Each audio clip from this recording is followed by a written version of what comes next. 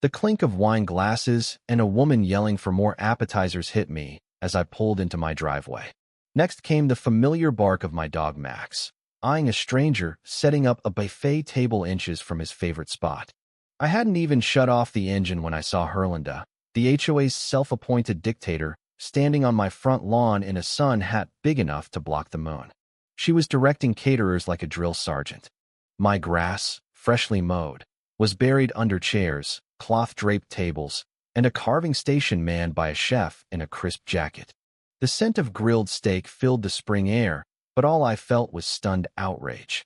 I stepped out of my truck, staring at the scene like it was a bizarre dream. "Excuse me," I said, loud enough to pierce the chatter. Linda barely glanced over, flicking her hand as if shooing a bug. "Oh, you're back early. Don't worry, we'll be out by 7. We needed space for the buffet, and your lawn gets great light." I blinked, once, twice, hoping I'd misheard.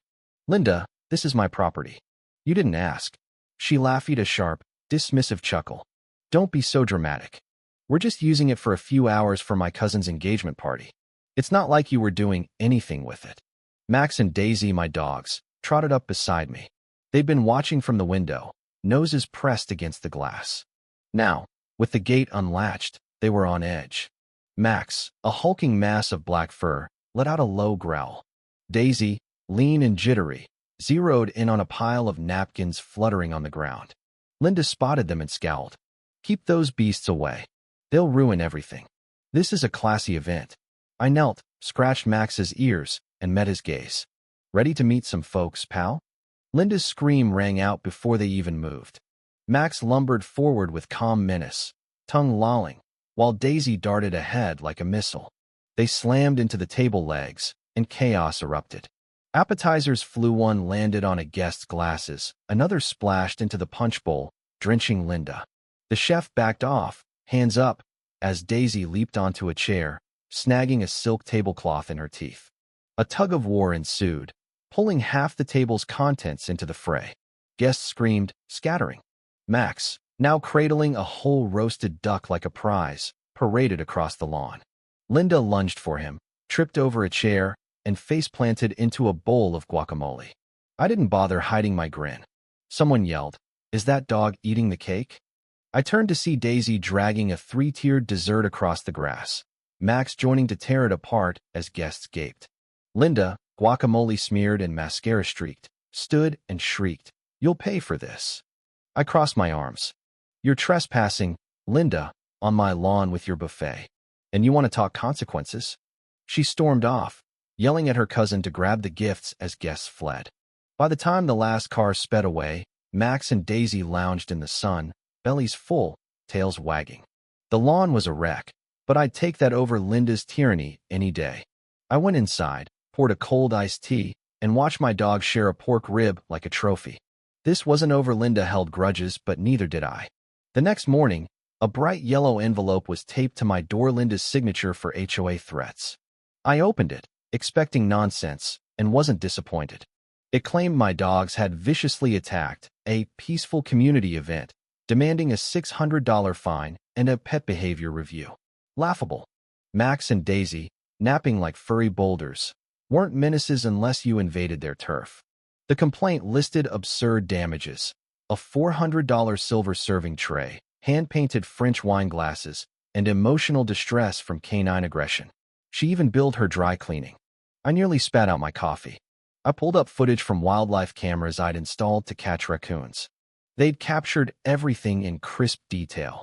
Linda hauling tables onto my lawn, ordering caterers, and my dogs only appearing after I'd let them on my property. No growling, no biting, just dogs being dogs. I had my weapon. The next HOA meeting was Thursday, giving me 3 days to prepare. I made copies of the footage, created a slideshow, and printed stills, including one of Linda's cousin double-dipping and another of Linda knocking over the punch bowl. I captioned it "Linda's Disaster" and had it printed on a poster board. If I was going to fight, I'd bring flair. Thursday night, I walked into the HOA clubhouse, hard drive in hand, smiling. The room was packed. Word of the lawn chaos had spread. Linda sat at the head, in a stiff blazer, tapping her pen like a judge. She ignored me. Fine. The board president, George, a mild-mannered retiree, asked Linda to present her case. She stood, reciting her complaints' lies. Her guests feared for their lives, kids were traumatized, and I'd unleashed a dog riot to ruin a family event. I waited, then plugged in my drive. The room fell silent as the footage played in high definition. Linda trespassing, setting up, and then the dog's Max with his duck, Daisy with the tablecloth, and Linda's guacamole dive. Gasps turned to chuckles, then laughter. I paused on Linda's fall. My dogs never left my property, I said. This was unauthorized trespassing, fully documented. The room applauded. Linda's face turned purple. George, struggling to keep order, said, "It seems there's been a misrepresentation. We'll dismiss this complaint and review Mrs. Harper's conduct."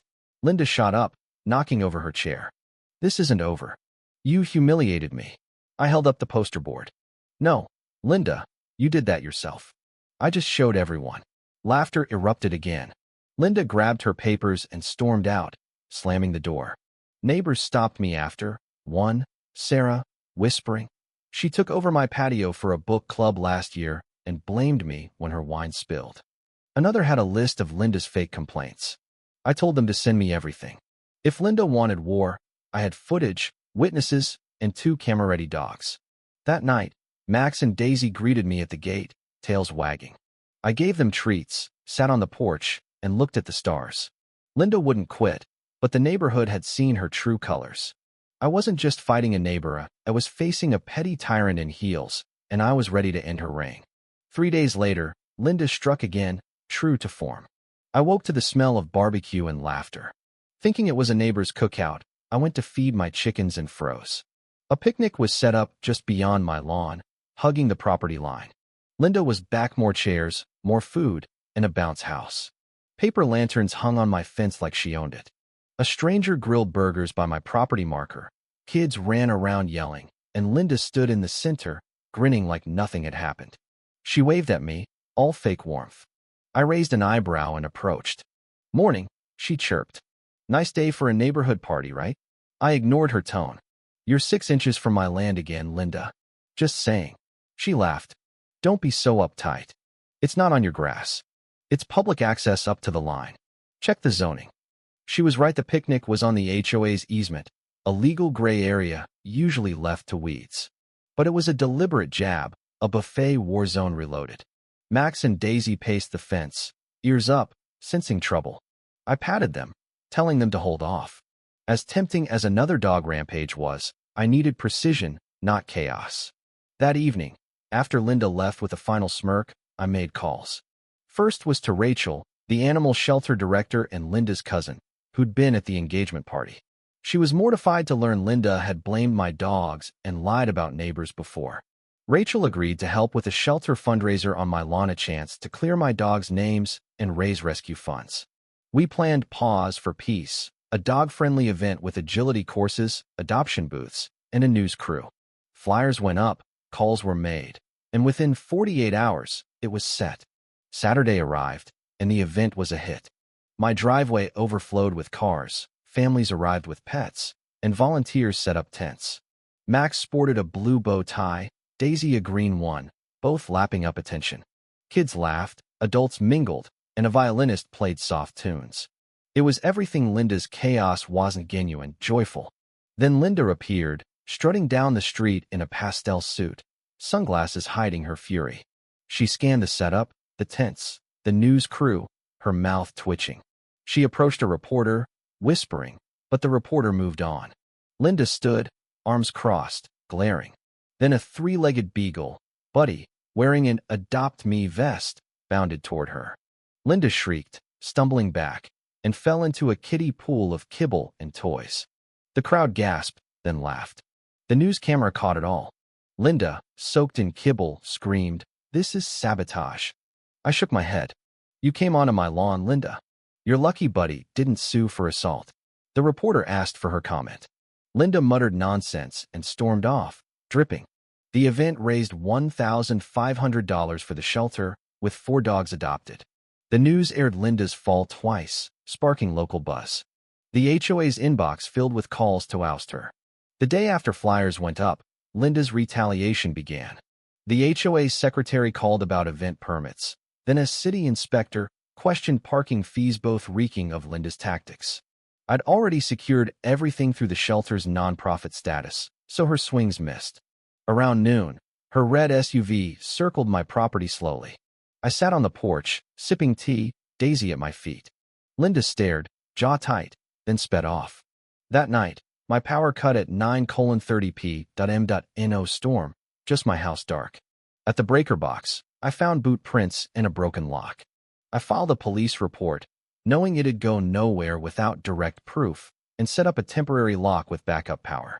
Linda wanted chaos. She got a shrug. At the HOA office, I filed a complaint. The clerk, Susan, handed me a thick file of Linda's daily submissions, photos of my dogs, blurry shots of my wheelbarrow, forum screenshots. It was harassment. I countered with neighbor statements, the police report, boot print photos, and shelter verification.